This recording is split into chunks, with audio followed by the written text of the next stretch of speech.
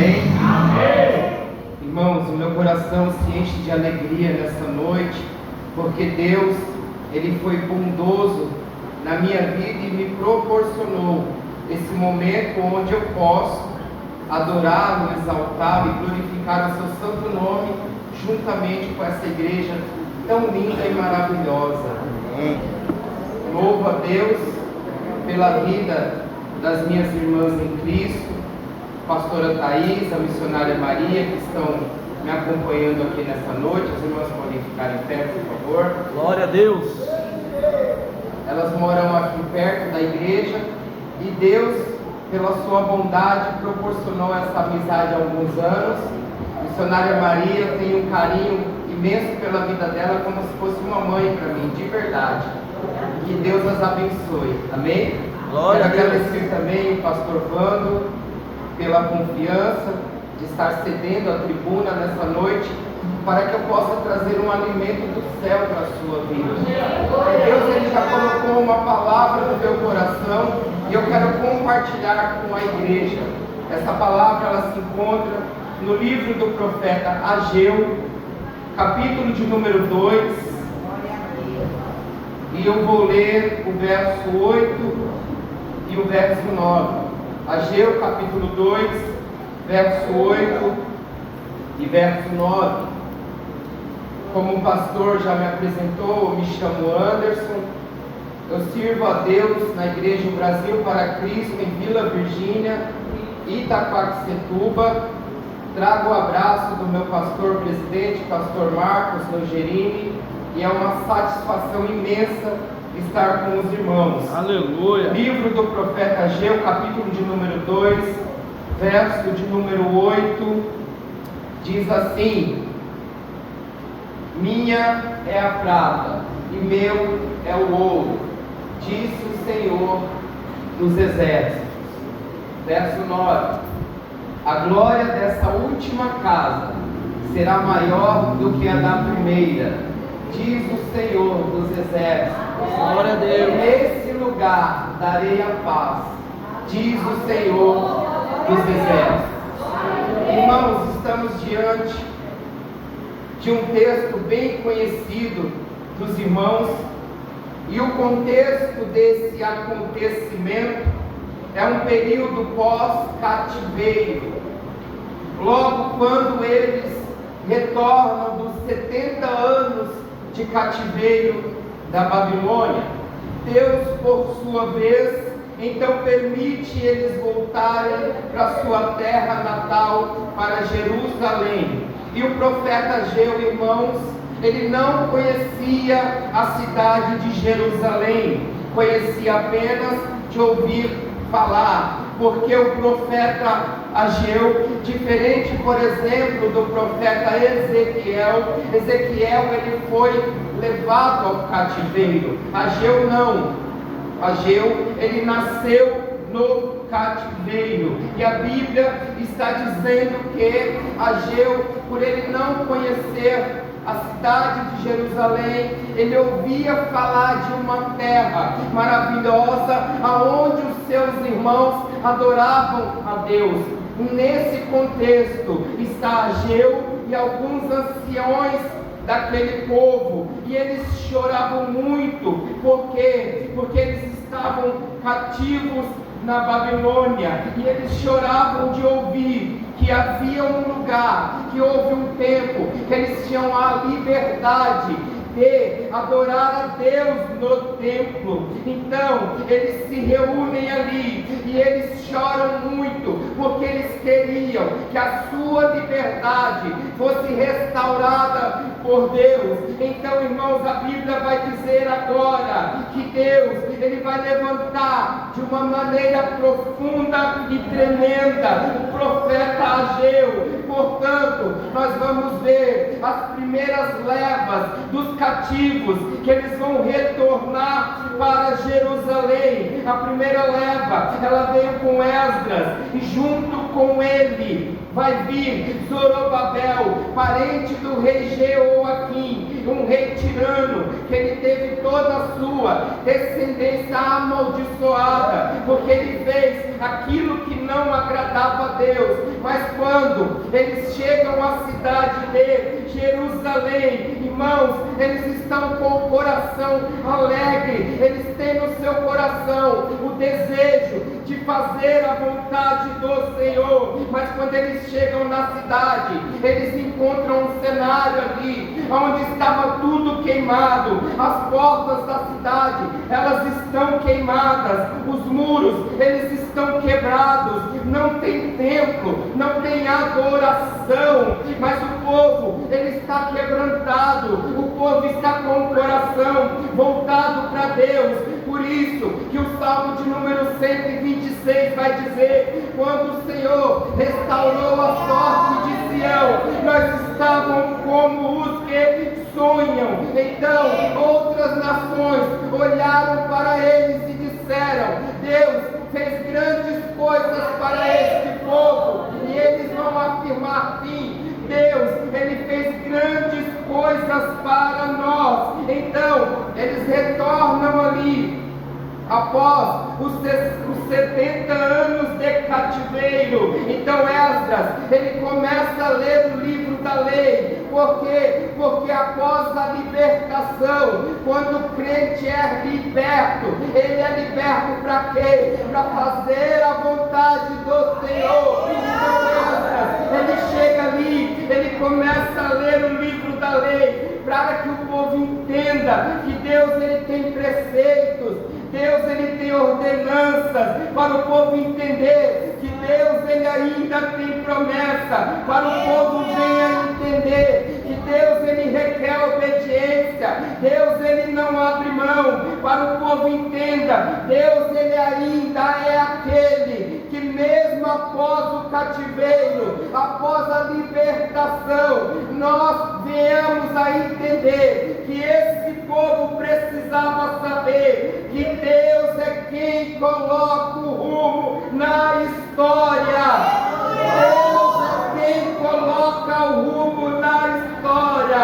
Então, com isso tudo, Deus, ele vai levantar esse moço, Ageu, a qual o nome significa dia festivo ou dia de festa. Irmãos, e o interessante é que quando nós olhamos o contexto, está tudo em ruína. O interessante é que quando nós olhamos o contexto, estava tudo inacabado. Quando nós olhamos o contexto, não existe nenhum cenário ali em Jerusalém para eles fazerem festa. Olha, mas preste atenção, Deus, ele levanta Ageu, a qual o nome significa dia festivo, e quem Deus escolheu está escolhido. Deus, ele tem algo grande para esse moço. Quando Deus levantava algum profeta, pelo nome do profeta, o significado do seu nome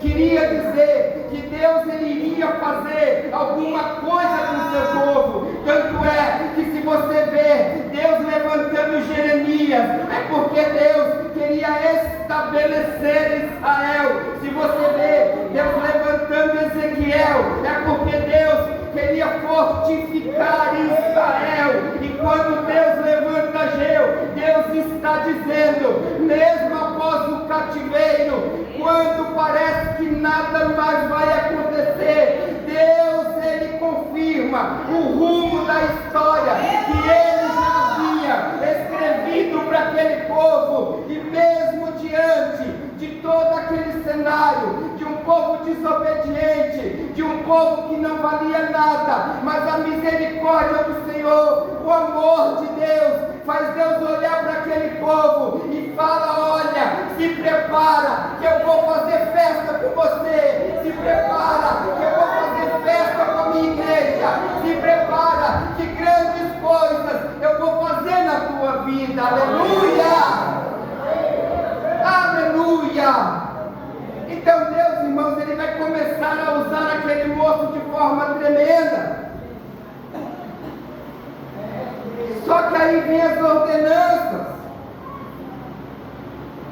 Deus, ele vai tomar a boca de Ageu e vai mandar ele falar para o povo: fala para o meu povo reconstruir o templo, porque eu quero me relacionar novamente com esse povo. Volta a fazer o templo, porque eu quero me manifestar novamente. Então Ageu, ele olha para aquela nação e ele lança a profecia. Deus, ele quer se relacionar conosco outra vez. Já faz muito tempo que nós estamos sem adorar. Já faz muito tempo que nós estamos sem cultuar como antes. Já faz muito tempo que nós estamos sem as nossas celebrações lá no início. Já faz muito tempo. Então, portanto, vamos pôr a mão no arado, vamos começar a levantar, vamos começar a edificar, vamos começar a trabalhar na obra do Senhor. E a Bíblia diz que quando eles começam a trabalhar, Deus começa a prosperar. Quando eles começam ali a limpar o terreno, a começar a limpar, ali com empolgação, começar a preparar o ambiente, começar a fazer os fundamentos do templo, eles começam a armar as estruturas. Então Deus, ele começa a prosperar aquele povo de uma forma sobrenatural. Então, irmãos, eles colocam ali o coração na obra do Senhor. Eles colocam o coração na obra e Deus começa a prosperar aquele povo. Deus, ele começou a abençoar com os recursos, com tudo que eles precisavam para fazer aquilo que Deus mandou eles fazer. Mas infelizmente a Bíblia vai dizer que aquele povo, nos seus corações, eles começaram a ficar gananciosos. Eles olharam e falaram: para que levantar um templo se não vai ficar nunca igual o templo de Salomão? Para que levantar o templo se nós vamos gastar tempo à toa? Então eles deixam Deus de lado. Infelizmente, eles pegam aqueles recursos e eles começam a fazer as festas nas suas próprias casas, e eles deixam Deus de lado, e eles começam a festejar sem a presença do Senhor. Então aí, igreja, vai se passar cerca de 14 anos e Deus aguardando o povo obedecer em nada. A obra de Deus estava lá abandonada. Deus liberta o povo, mas é para fazer a sua vontade. Quando Deus traz a libertação, é para a gente ser grato e trabalhar na obra dele. Mas agora Deus, depois de toda essa falta de gratidão do povo, Deus, ele vai levantar Ageu novamente. Ele vai dar uma segunda chance. E agora Deus, ele vai trocar a mensagem. Até então era assim: olha, Deus está contigo, construa o templo, Deus quer que você construa, Deus vai te abençoar, Deus vai te levantar, Deus quer se relacionar, Deus quer comunhão, Deus não abre a mão do certo, a vontade do Senhor é soberana. Todavia, irmãos, Deus é abençoar aquele povo. Então o profeta Ageu, ele vai trocar a mensagem. Por quê? Porque agora não existe mais bênção naqueles que estão na desobediência ao Senhor. E aquele povo, irmãos, eles começaram com o seu ego, eles começaram da sua forma. Eu vou gastar comigo mesmo. O seu individualismo daquele povo, uma ingratidão terrível por parte do povo, porque o povo foi liberto. O povo foi liberto de 70 anos do cativeiro. Deus abençoou aquele povo, mas infelizmente algumas pessoas esquecem muito rapidamente de tudo aquilo que Deus faz nas nossas vidas. E aí Deus, ele olha lá do alto céu e ele fala: tem alguma coisa errada com esse povo. Deus olha do céu e fala para Ageu: olha, Ageu, está tudo errado, eu vou ter que tratar com esse povo, eu vou ter que tratar com esse povo outra vez, eu vou ter que consertar esse povo. Ageu vai lá e fala para esse povo de novo que eu vou tratar com eles vocês dessa vez. Olha, povo, é Ageu falando. Vocês não quiseram obedecer à voz do Senhor, e agora Ele vai tratar com vocês. Por quê? Porque a ordem de Deus era: faça o templo. A ordem de Deus era: prepare um local para adoração. A ordem do Senhor era: cuidem do local espiritual primeiro, para que você tenha plenamente a presença de Deus outra vez. Mas o povo não quis dar ouvido, e Ageu falava para o povo, e parecia que entrava no ouvido e saía no outro. Mas Deus, então Ele começa a tratar com aquele povo que tinha roupa, mas não se aquecia. O povo tinha dinheiro, mas o dinheiro é como se colocasse num saco furado. O povo, até mesmo o que eles guardaram, diz a Bíblia que foi Deus que soprou. Aqui eu abro um parênteses. Muitas coisas acontecem nas nossas vidas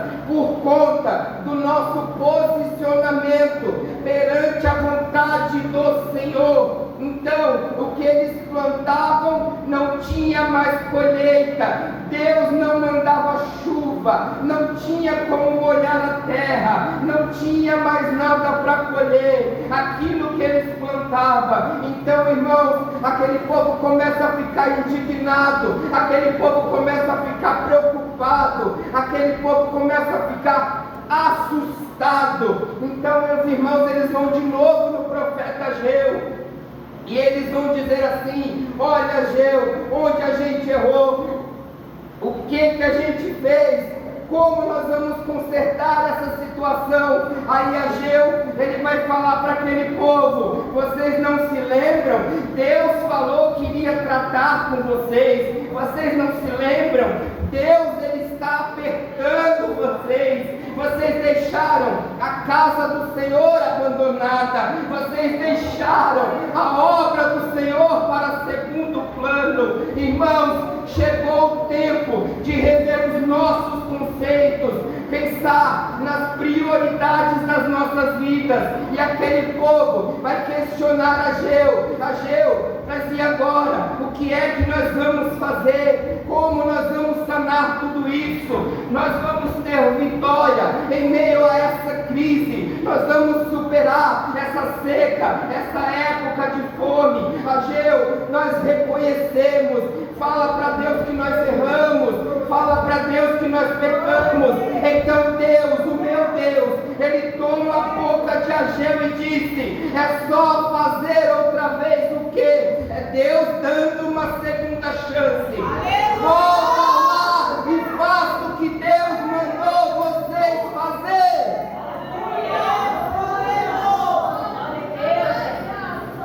Volta a realizar as ordenanças do Senhor.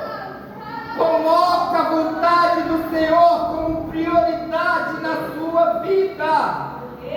Faça o templo, faça a obra do Senhor. Deus, Ele quer se relacionar novamente como antes. E Deus, Ele vai dar uma nova chance para aquele povo. Deus, Ele é bondoso, misericordioso. Então aquele povo com o coração quebrantado, irmãos, eles voltam novamente a fazer. Eles não tinham pedreiro, eles não tinham arquiteto, eles não tinham engenheiro, eles não tinham um projeto, eles não tinham nada, mas eles tinham Deus na vida deles. Observe que não havia mestre de obra, não havia um engenheiro, um arquiteto para fazer ali uma grande estrutura, uma grande construção, irmãos. Mas verdadeiramente Deus, Ele não estava olhando se tinha grande ou pequeno, não. Deus, Ele queria ver, sabe o que era? A obediência do povo. Deus, Ele queria ver a sinceridade do povo. Deus, Ele queria ver o povo ouvir a sua voz e obedecer. Deus, Ele queria que o povo tivesse anseio pela tua presença no templo. E aí eu fico imaginando, irmãos, aquele templo lá, eles não tinham arquiteto, eles não tinham engenheiro, mas Deus queria que a presença dele voltasse para o povo. Deus, ele diz para o povo: não adianta fazer festa sem a minha presença. Eu quero me manifestar novamente a vocês. Eu quero mostrar a minha glória outra vez. Eu quero mostrar a minha presença outra vez. Vocês têm que entender que eu sou Deus e eu estou no controle de toda a situação. Eu quero trazer bênção para a tua vida, eu quero trazer vitória para a tua vida, mas obedeça a minha palavra.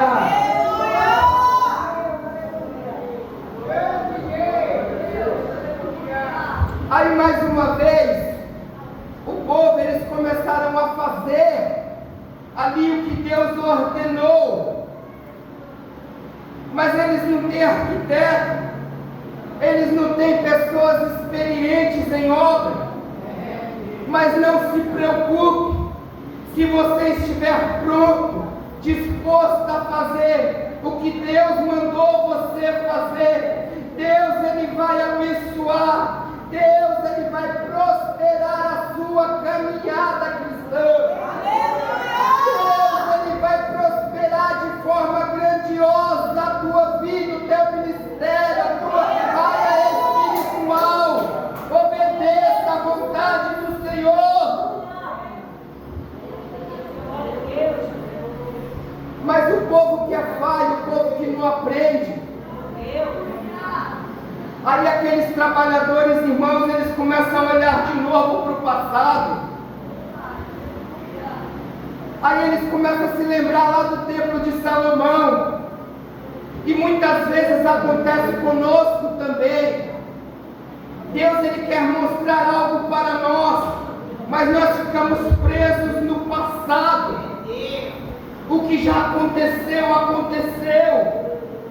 Se não deu certo, irmãos, no passado, é porque talvez não, é porque com certeza Deus, ele não estava no negócio. Mas o meu Deus que eu sirvo, ele fala para a sua igreja nesta noite: faça a minha obra, obedeça a minha vontade, escuta a minha voz, que eu vou prosperar a sua vida espiritual.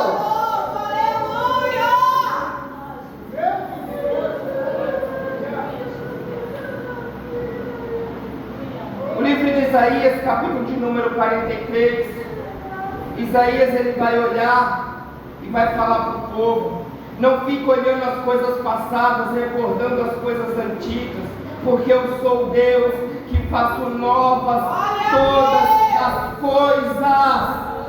Novo caráter, nova caminhada, nova vida, é tudo novo que Deus tem para você, é algo novo, é novidade de vida para você. Eu quero que você venha entender: o que passou, passou, agora é viver a novidade de Deus na tua história, na tua caminhada, na tua jornada. Deus é contigo, agindo Deus, quem vai impedir? Mas agora aquele povo, eles estão dedicados ali, agora aquele povo estão fazendo a vontade do Senhor, parece que tudo está no rumo certo. Mas aí, como sempre acontece, dessa vez, os samaritanos, eles se levantam contra a obra. Os samaritanos se levantam contra eles. E isso talvez vai enfraquecer a fé daquele povo.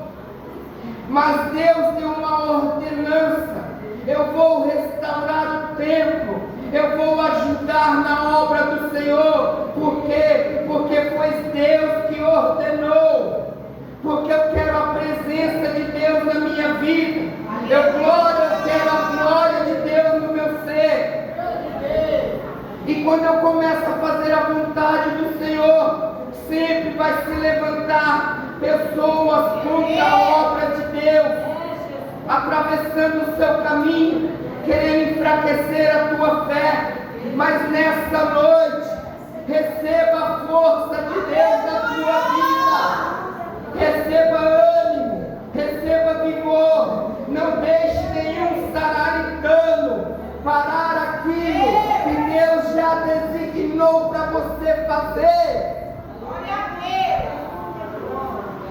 Se fortaleça no Senhor e na força do teu poder.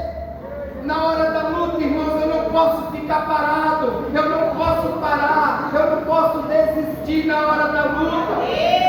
O rei Salomão, ele nos deu um conselho muito importante. Olha, se no dia da angústia você for frouxo, a tua força vai ser pequena. Meu Deus, sabe o que é isso? Quando vem a luta, quando vem a prova para tentar desanimar você, você já está, irmão, no momento da adversidade, a situação difícil, e o inimigo vem usar pessoas para tentar te parar, que pensa que pode te parar, que algumas pessoas dizem, olha, não vai dar certo. Muitas vezes essas pessoas, por conta de estar fora da direção de Deus, não deu certo. Aí não é porque Deus não deu certo na vida das outras pessoas, que na sua também não vai dar certo.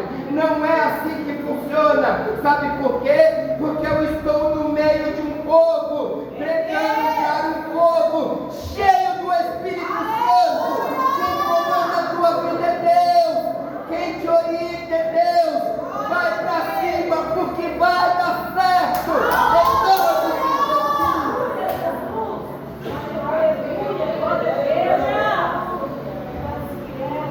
Aí, irmãos, durante a construção, eles estão preocupados. Eles vão olhar ali na obra e vai dizer, meu Deus, o recurso acabou.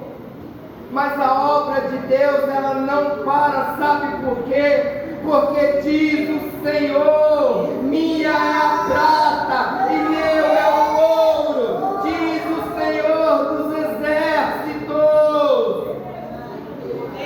Sabe o que o meu Deus estava falando para aquele povo? O recurso pode ter acabado aí, mas fica firme, aqui tem muito recurso para você, você vai terminar o que eu mandei você fazer, é só você não parar, logo você vai contemplar o que o Senhor tem sobre a tua vida. Então entenda nessa noite, você está diante, você serve um Deus que é provedor, um Deus que sempre supre a nossa necessidade. Nós servimos a um Deus majestoso, um Deus incrível, um Deus extraordinário.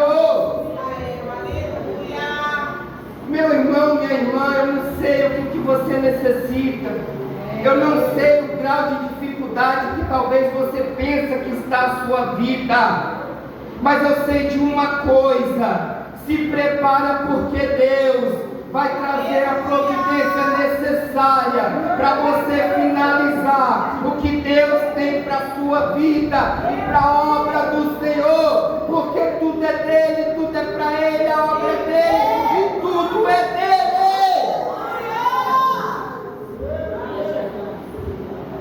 Acredite, a providência do Deus Todo-Poderoso. O meu Senhor, Ele está dizendo para nós, não se preocupa, porque minha é a prata e meu é o ouro também. Ele está dizendo, eu cuido de você e você faz a minha obra. Deus está prosperando o crente aqui, nessa noite, na área espiritual. Eu não vim aqui falar para a igreja que Deus vai te dar carro do ano, vai te dar palácio, vai te dar mansões, não. Mas espiritualmente falando, Deus tem prosperidade para a tua vida. Aleluia!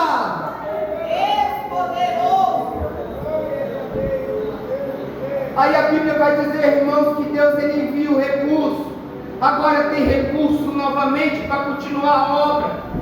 E aqui aqueles irmãos, eles vão terminar a obra. A turma do Ageu terminou a construção do templo. Mas pensa, irmãos, numa construção que não tinha pedreiro. Pensa numa construção que não tinha arquiteto. Pensa numa construção sem uma estrutura, sem uma maquete, sem uma planta. E eu fico imaginando como as paredes estavam. Eu fico imaginando ali aqueles homens assentando as portas. E às vezes eu penso ali comigo mesmo que pode ter ficado muito feio, tudo torto. Mas a questão, irmãos, não é a parede. A questão não é a construção física em si. A questão, irmão, é quem está dentro. Porque quando eles terminaram a obra, com certeza muitas pessoas criticaram. Muitas pessoas podem olhar ali e dizer: nossa, que coisa feia. Com certeza algumas pessoas falaram: ó, você acha que Deus vai se manifestar nisso aí? Mas enquanto havia pessoas ali que talvez criticaram, zombaram, do outro lado, com certeza havia crente fiel ali que se alegrou. Ficou muito lindo, ficou maravilhoso. Vamos louvar, vamos exaltar. Nós vamos fazer um culto hoje de agradecimento. Por quê? Porque é para Deus. Deus não se importa com o exterior. Deus, Ele quer ver o interior, a intenção do meu e do seu coração.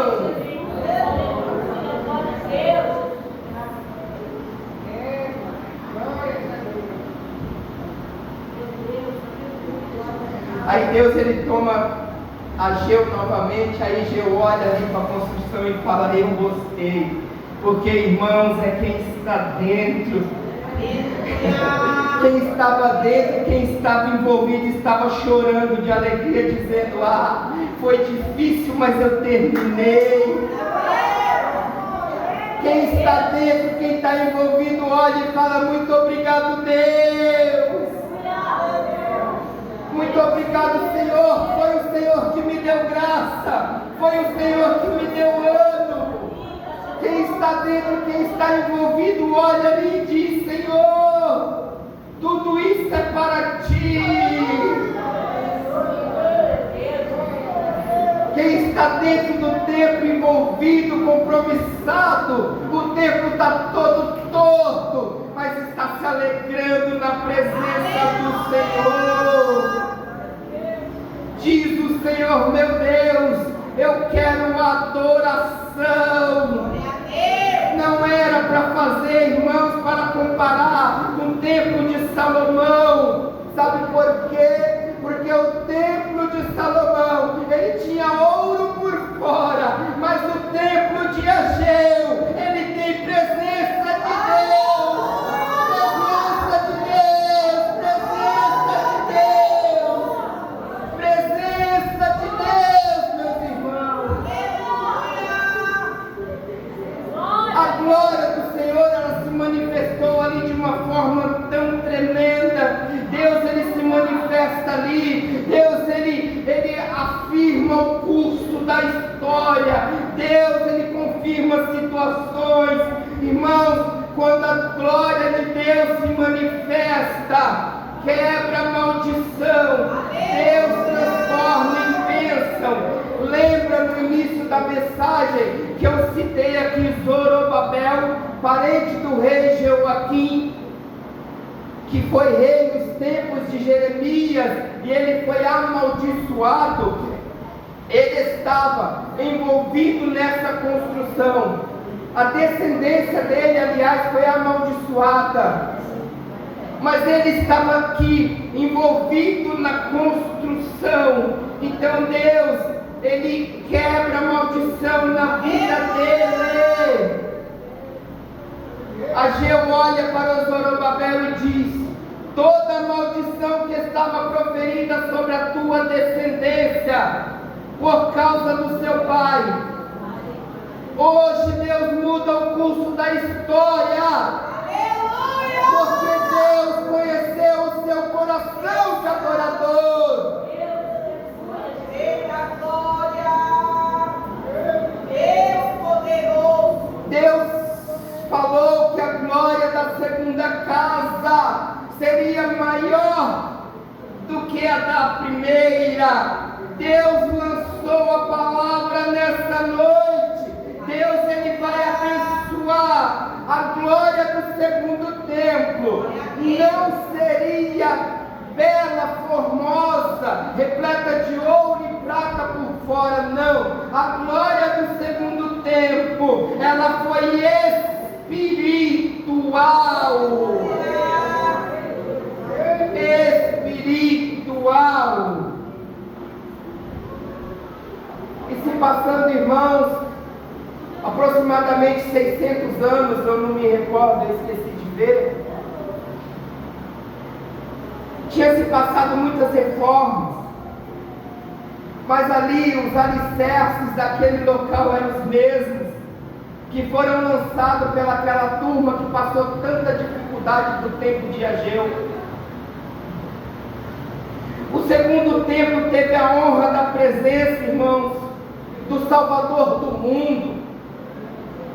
Aquele templo construído lá pelo Ageu e aquela turma teve a honra de ser habitado pelo maior exemplo de amor de todos os tempos. Entenda, a presença de Jesus Cristo, ela é muito mais importante que riqueza material. Todos os bens materiais do mundo não valem nada em comparação com a salvação que há em Cristo Jesus. E foi por causa